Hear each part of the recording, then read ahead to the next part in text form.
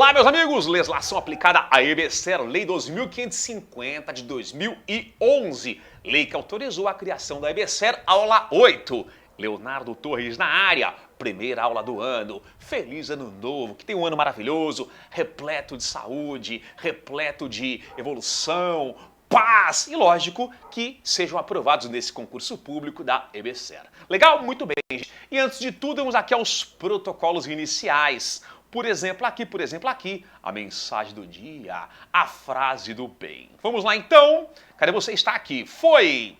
Sintonize a sua vibração. Não há tempo para viver em vão. E não pense mais em desistir. Existe um mundo que só quer te ver sorrir. Nath Roots, adoro. Pessoal lá de Brasília, reggae. Legal, vamos lá. E temos aqui também os meus contatos para que vocês entrem em contato.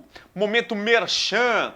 Aqui, ó, Lei de Acesso à Informação pela Juspodium, coleção Leis Especiais para Concursos, comento a lei, artigo por artigo, questões de concurso, ideal para você que se prepara para concursos e exame de ordem. E a partir do dia 6 de janeiro, eu lanço meu segundo livro, Lei 2550, a lei que estamos estudando, também aqui na coleção Leis Especiais para Concursos, comento artigo por artigo, jurisprudência atualizada e também, lógico, questões comentadas. E vocês adquirem qualquer destas obras no site da Juspodium, preços acessíveis. Legal. Gente, em aula passada, o que nós estudávamos? O artigo 6º da Lei 2550, dentro aqui da temática legislação aplicada à EBSER. Estamos aqui, ó, na Lei 2550 de 2011, que você sabe que é uma lei federal que autorizou a criação da EBSER. Gente, lá no artigo 6º, o que nós verificamos? Que as instituições federais de ensino, por exemplo, uma autarquia federal, por exemplo, uma universidade pública federal e instituições com gêneros semelhantes podem encontrar a EBSER, que é uma empresa pública federal, para que a EBSER preste o quê? Serviços relacionados ao seu objeto social, às suas finalidades, saúde e educação. E verificamos que, nesses contratos, a EBSER poderá ser contratada sem licitação. Ok? Então, por exemplo, uma universidade pública federal, exemplo aqui a UFSC, Universidade Federal de Santa Catarina, ela contratou a EBSER para que a EBSER administre o HU, Hospital Universitário. É um exemplo disso. Legal. E o artigo 7º desta lei, objeto aqui do nosso estudo hoje, o que ele prevê?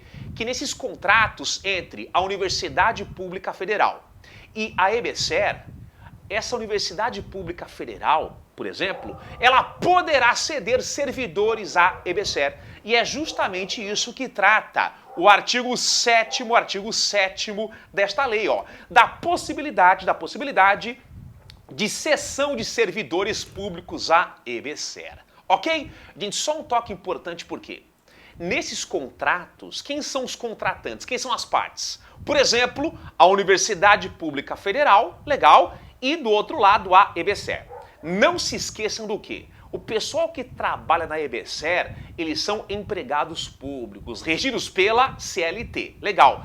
E aqueles que atuam numa universidade pública federal, por exemplo, a UFSC, por exemplo, são servidores públicos. Eles ocupam cargos públicos. Calma lá então, professor. Na EBSER, pessoal que trabalha é seletista, é empregado público, regidos pela CLT. Legal. E o pessoal que trabalha numa universidade pública federal são servidores públicos, ocupam um cargo público, tem mais garantias. Por exemplo, estabilidade. E, por exemplo, servidores públicos civis federais são regidos pela Lei 8.112 de 90. E esses servidores, eles poderão ser cedidos à EBSER. Só que muito cuidado, porque o artigo 7º traz alguns requisitos para que estes servidores sejam cedidos à EBSER. Vamos lá então, ó.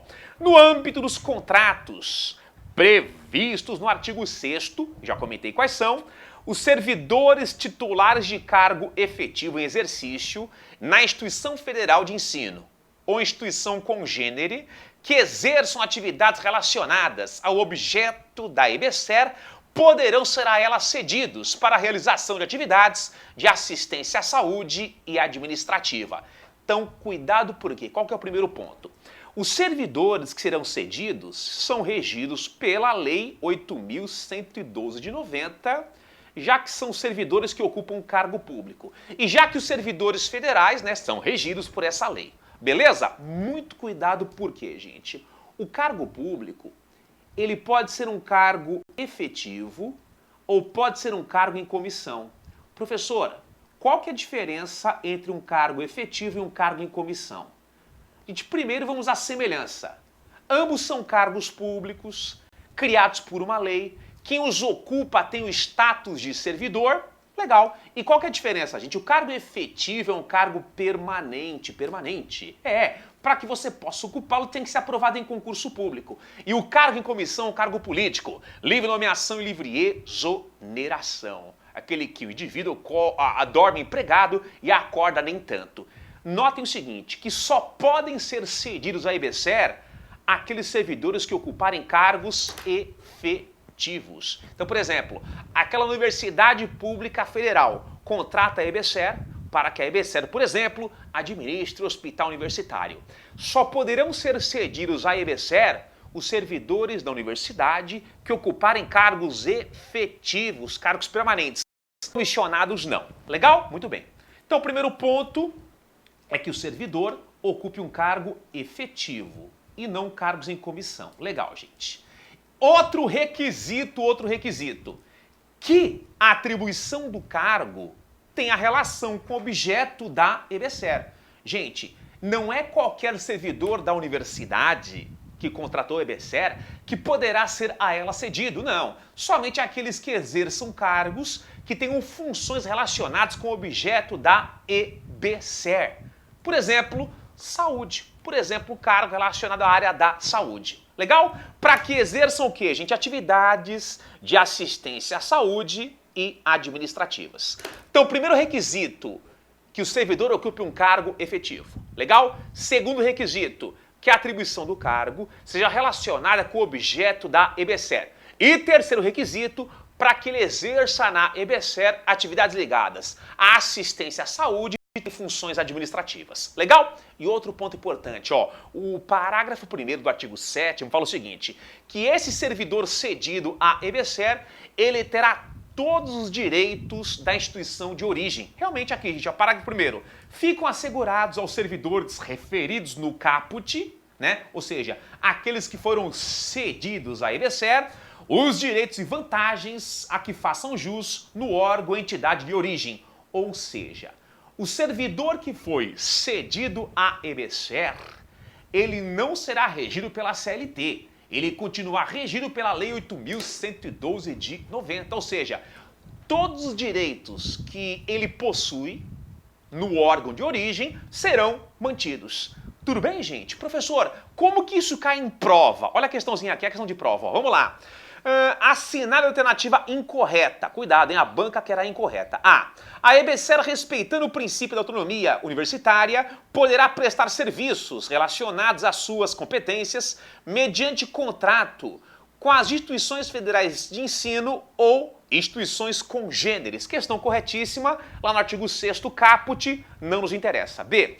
Ao contrato firmado com as instituições federais de ensino ou instituições congêneres, será dada ampla divulgação por intermédio dos sítios da EBSER e da entidade contratante da internet. Questão correta, princípio da publicidade também aí no artigo 6º. C. Consideram-se instituições congêneres as instituições públicas que desenvolvam atividades de ensino e de pesquisa na área da saúde e que prestem serviços no SUS.